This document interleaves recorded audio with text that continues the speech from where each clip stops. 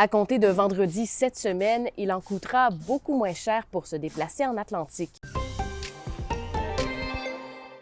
C'était une annonce hautement attendue. Le prix des passages sur le pont de la Confédération et les tarifs des traversiers entre les provinces de l'Atlantique va diminuer. Le premier ministre Mark Carney est à l'île du Prince-Édouard aujourd'hui pour en faire l'annonce. En voici un résumé.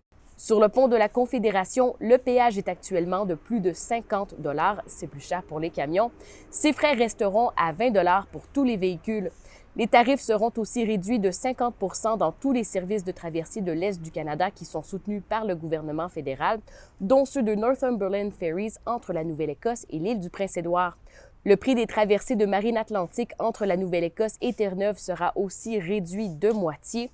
Ces diminutions de prix faisaient partie des promesses des libéraux lors de la dernière campagne électorale.